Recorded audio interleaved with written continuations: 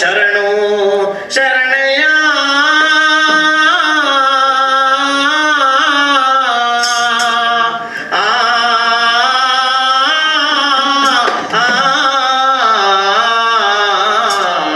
Shankara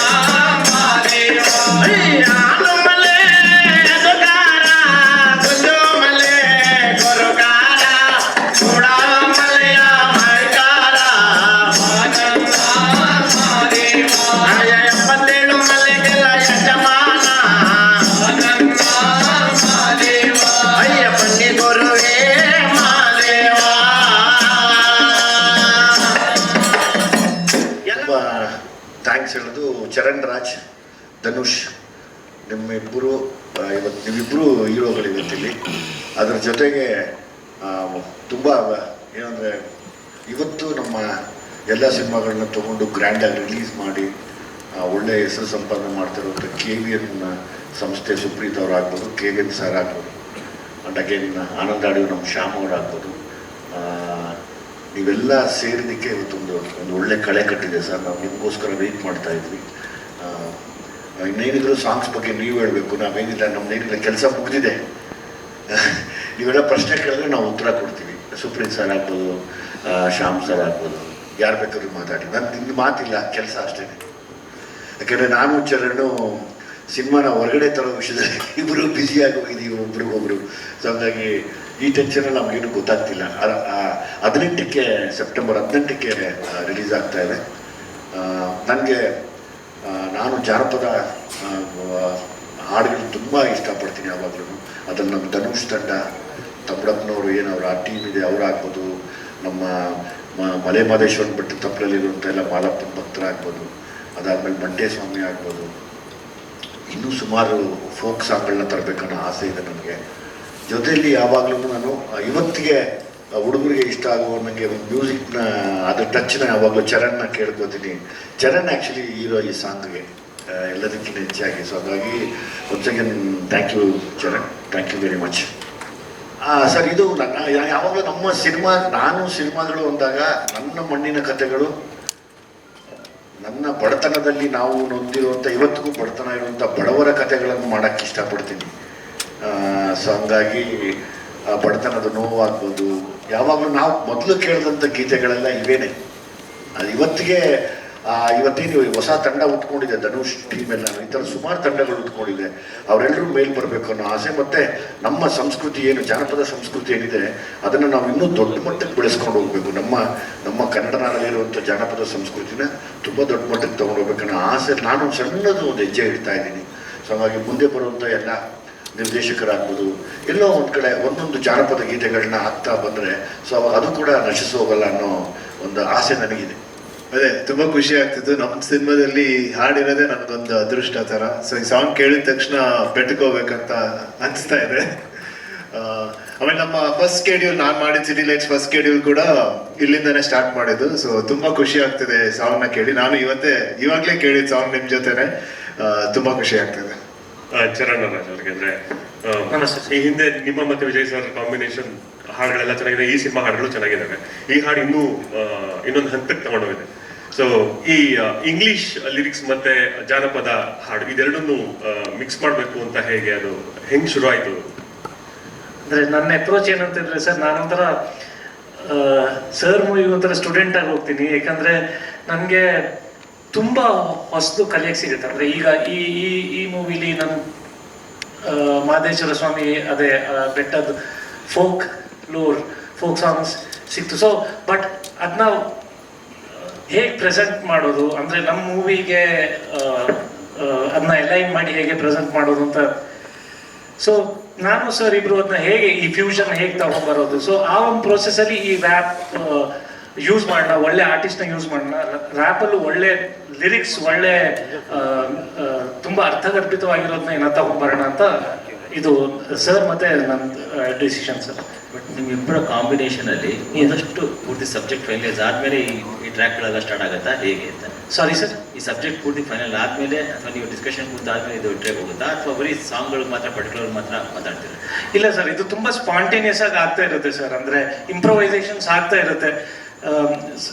ಕೆಲವೊಂದ್ಸರಿ background score ಮೇಲೆ work ಮಾಡ್ಬೇಕಾದ್ರೆ ಹೊಸದಾಗಿ ಹುಟ್ಕೊಳ್ಳುತ್ತೆ. So very spontaneous decision sir. ತುಂಬಾ ಇಂಪ್ರೊವೈಸ್ ಮಾಡ್ತಾ ಇರ್ತೀವಿ. ದಟ್ ಇಸ್ ಅ ಮ್ಯಾಜಿಕ್ ಅಲ್ವಾ? ಅಂದ್ರೆ ಮ್ಯಾಜಿಕ್ ಕ್ರಿಯೇಟ್ ಇದೆ ಸರ್. ಸರ್ ಸ್ಟೂಡೆಂಟ್ ಆಫ್ ಮ್ಯೂಸಿಕ್ ಭಯ ಖಂಡಿತ ಇತ್ತು.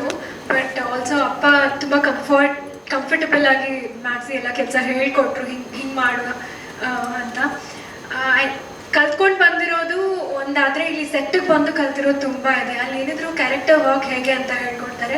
ಬಟ್ ಇಲ್ಲಿ ಬಂದಮೇಲೆ ಹಿಂದೆ ಒಂದಷ್ಟು ಕಲಿಯುವಂಥದ್ದು ಇರುತ್ತಲ್ಲ, ಸೊ ಅದು ನಮ್ಗೆ ಎಂಟೈರ್ಲಿ ಲೊಕೇಶನ್ಸಿಂದ ಹಿಡಿದು ಪ್ರತಿಯೊಂದು ಸಹ ನಾವು ಮಾಡಿರೋ ಪ್ರತಿಯೊಂದು ದಿವಸದ ಶೂಟು ಎವ್ರಿಥಿಂಗ್ ನನಗೆ ಎಲ್ಲ ಹೊಸ ಎಕ್ಸ್ಪೀರಿಯನ್ಸ್. ವಿಜಯ್ ಸರ್, ಅಂದರೆ ನೀವು ಒಂದಷ್ಟು ಈ ಥರ ತಂಡಗಳನ್ನ ಒಂದೊಂದು ಸಿನಿಮಾದಲ್ಲಿ ಇಂಟ್ರೊಡ್ಯೂಸ್ ಮಾಡ್ತಾ ಇದ್ದೀರಿ. ಈ ಸಾಂಗು ಅಥವಾ ಈ ತಂಡ ಈ ಸಿಚುವೇಶನ್ ಸೂಟ್ ಆಗುತ್ತೆ ಅಂತ ಯಾವಾಗ ಗೊತ್ತಾಗುತ್ತೆ? ಹೆಂಗೆ ಡಿಸೈಡ್ ಮಾಡ್ತೀರಿ ಅಂತ? ಅದು ನಾನು ಚರಣ್ ಫಸ್ಟು ಇತ್ತು ಒಂಥರ, ಯಾಕಂದರೆ ಮ್ಯೂಸಿಕ್ ಅವ್ರಿಗೆ ಚೆನ್ನಾಗಿ ಗೊತ್ತಿರುತ್ತೆ. ನಂದು ಗೊತ್ತೇ ಜಾನಪದ. ಇಬ್ಬರು ಮಾತಾಡ್ಕೋತೀವಿ, ಚರಣ್ ಇದನ್ನೇನ ಮಾಡ್ಬೋದಲ್ವ ಅಂದಾಗ ಚರಣ್ ಅದು ಫುಲ್ ಫ್ಲೆಡ್ಜ್ ಆಗಿ ಆ ಮೈಂಡಿಗೆ ಬಂತು ಅಂದರೆ 100% ಚರಣ್ ಬಿಡಲ್ಲ. ನನಗೆ ಚರಣ್ ಮೇಲೆ ಯಾವಾಗಲೂ ಅದೊಂದು ದೊಡ್ಡ ನಂಬಿಕೆ. ಮತ್ತು ಇದೇ ಸಿನಿಮಾಲ್ಲಿ ಇನ್ನೂ 3-4 ಸಾಂಗ್ಗಳಿದ್ದಾವೆ. ನನಗೆ ಗೊತ್ತಿರೋ ಹಾಗೆ ನಮಗೆ ನಾವೇ ಕಾಂಪಿಟೇಷನ್ ಆಗಿದ್ದೀವಿ. ಯಾಕೆಂದರೆ ಸಲಗಾಲಿ ಭೀಮಲ್ಲಿ ತುಂಬ ಚೆನ್ನಾಗಿ ಮಾಡಿದ್ವಿ, ಎಲ್ಲ ಸಾಂಗ್ಸ್ ಬಿಟ್ಟಾಯ್ತು. ಈಗ ಚೆನ್ನಾಗಿ ಮಾಡಬೇಕು ಅಂತ ನಾವು ಹೋಗಿಲ್ಲ, ಏನು ಕೇಳ್ತಾ ಇದೆ ಸಬ್ಜೆಕ್ಟ್ಗೆ ಅಂತ ಮಾತ್ರ ಹೊಡೆದಾಡಿದ್ವಿ ಮತ್ತೆ ಕೂಡ. ಸೊ ಹಂಗಾಗಿ ಇದೆಲ್ಲ ಆಚೆ ಬರ್ತಿದೆ ಅಂತ ಕಾಣುತ್ತೆ. ಈಗ ಇನ್ನೂ ಒಂದು 3-4 ಸಾಂಗ್ ಏನು ಮಾಡಿದ್ದಾರೆ, ಹಾಗೆ ತುಂಬಾ ಎಲ್ರಿಗೂ ಇಷ್ಟ ಆಗುವಂಥ ಒಂದು ದೊಡ್ಡ ಆಲ್ಬಮ್ ಆಗುತ್ತೆ ಸರ್.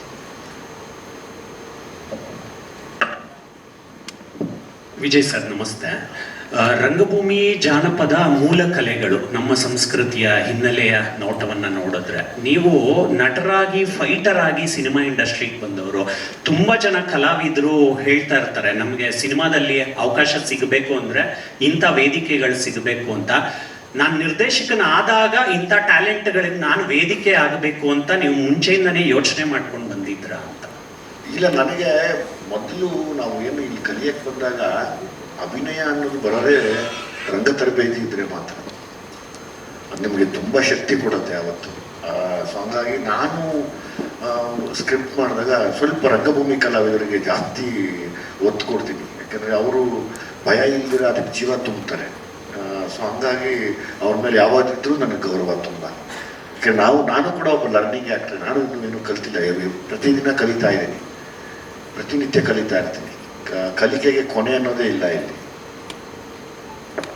ಸರ್, ಈಗಿನ ಕ್ರಿಯೇಟರ್ಸ್ಗಳಿಗೆ ಅಂದರೆ ಡೈರೆಕ್ಟರ್ಗಳಿಗೆ ಜಂಜಿ ಕಿಡ್ಸಿಗೆ ನಾವೇನು ಕೊಡಬೇಕು ಅನ್ನೋ ಗೊಂದಲ ಇರಬೇಕಾದ್ರೆ ಹಳೆ ಬೇರು ಹೊಸ ಚಿಗುರು ಅನ್ನೋ ಥರ ಜಂಜಿ ಕಿಡ್ಸಿಗೆ ಯಾವ ಥರ ಬೇಕು ಬೀಟು, ನಮ್ಮ ಜನಪದ ಕಲೆಯನ್ನು ಯಾವ ರೀತಿ ಹೇಳಬೇಕು ಅನ್ನೋದು ಐಡಿಯಾಸ್ಗಳಿದೆಯಲ್ಲ. ಸೊ ಇದಕ್ಕೆ ನಿಮ್ಗೆ ಯಾರು ಸಜೆಸ್ಟ್ ಮಾಡ್ತಾರೆ, ಇಲ್ಲ ನೀವು ಕೂತಾಗಲೇ ಬರುವಂಥದ್ದು ಹೇಗೆ ಅದನ್ನು ಸಿನಿಮಾಗೆ ಯಾವ ರೀತಿ ಅಳವಡಿಸ್ಕೋತೀರಿ? ಇಲ್ಲ, ನಾನು ಕರೆಕ್ಟ್, ತುಂಬ ಒಳ್ಳೆ ಪಾಯಿಂಟ್. ಪ್ರತಿ ಸರಿ ಈ ಹೊರಗಡೆ ನಾನು ನಿರ್ದೇಶಕ ಆದಮೇಲೆ ತುಂಬ ಜಾಸ್ತಿ ಸೊಸೈಟಿ ಸುತ್ತಾಡೋಕ್ಕೆ ಶುರು ಮಾಡಿದ್ದೀನಿ. ಎಲ್ಲೆಲ್ಲೆಲ್ಲೆಲ್ಲಿ ಎಲ್ಲ ಜಾಗದಲ್ಲಿ ಸುತ್ತಾಡ್ತೀನಲ್ಲ ಅಲ್ಲೆಲ್ಲರೂ ಇವತ್ತಿನ ಯಾರು ಜೆನ್ಸಿ ಕಿಡ್ಸ್ ಆಗ್ಬೋದು ಅಥವಾ ಮುಂದೆ ಬೆಳೆಯುವಂಥ ಮಕ್ಕಳಾಗ್ಬೋದು, ಅವರು ಸ್ವಲ್ಪ ಈ ಸೌಂಡ್ ಕಡೆ ಇಷ್ಟಪಡೋ ಥರ ಇದೆ.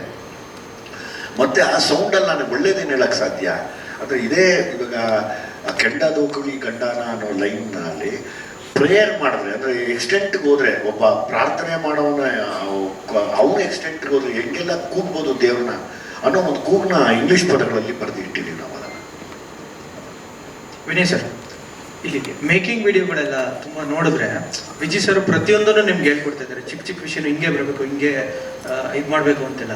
ಸೊ ಅವ್ರ ಡೈರೆಕ್ಷನ್ ಸ್ಟೈಲ್ ಹೆಂಗೆ ಅನಿಸ್ತಾ ಇದೆ ಅಂದರೆ ಪ್ರತಿಯೊಂದನ್ನು ಹೇಳ್ಕೊಡ್ತಾರೆ ನಿಮ್ಗೆ ಹಿಂಗೆ ಬರಬೇಕು, ಹಿಂಗೆ ಇರಬೇಕಂತ ಪಾಯಿಂಟ್ ಟು ಪಾಯಿಂಟ್. ಅದು ನನಗೆ ಆ್ಯಕ್ಟ್ ಮಾಡೋಕ್ಕೆ ಇಲ್ಲ ಫೈಟ್ ಮಾಡೋಕ್ಕೆ ತುಂಬ ಈಸಿ ಆಗುತ್ತೆ. ಈಗ ವಿಜಯ್ ಸರ್ದು ಒಂದು ವರ್ಷ ಗಟ್ಲೆದು ಇದೆ ಎಕ್ಸ್ಪೀರಿಯನ್ಸ್ ಇದೆ ಆ್ಯಕ್ಟಿಂಗಲ್ಲಾಗಲಿ, ಫೈಟಿಂಗಲ್ಲಾಗಲಿ, ಆಮೇಲೆ ಡೈರೆಕ್ಷನಲ್ಲಾಗಲಿ. ಸೊ ಅವ್ರಿಗೆ ಒಂದು ಆ್ಯಕ್ಟರಿಂದ ಆ್ಯಕ್ಟಿಂಗ್ ಹೇಗೆ ಆಚೆ ತೆಗಿಬೋದು. ಈಗ ಒಂದು ಚಿಕ್ಕ ಸ್ಟಂಟ್ ಮಾಡೋಕ್ಕೆ ಒಂದು ಚಿಕ್ಕ ನುವಾನ್ಸಸ್ ಇರುತ್ತೆ. ಸೊ ಆ ವಿಷಯನ ಒಂದು ವಿಷಯ ಹೇಳಿದ್ರೆ ಅದು ನಮ್ಗೆ ಇನ್ನೂ ಈಸಿ ಆಗುತ್ತೆ. ಸೊ ಅದರಿಂದ ಅವ್ರ ಜೊತೆ ಕೆಲಸ ಮಾಡೋದು ತುಂಬ ಈಸಿ ಆಯಿತು ನನಗೆ. ಆಮೇಲೆ ತುಂಬ ಖುಷಿ ಆಗಿತ್ತು. ಎಲ್ರಿಗೂ ನಮಸ್ತೆ. ದುನಿಯಾ ವಿಜಯ್ ಸರ್ ಹಿಂದಿನ 2 ಸಿನಿಮಾ ಡೈರೆಕ್ಷನ್ ನನ್ನ ಸಿನಿಮಾ ನೋಡಿದಾಗ ತುಂಬ ಇಷ್ಟಪಟ್ಟೆ. ಯಾಕಂದರೆ ಯೂತ್ನ ತುಂಬ ಅಟ್ರ್ಯಾಕ್ಟ್ ಮಾಡಿರ್ತಕ್ಕಂಥ ಸಿನಿಮಾ.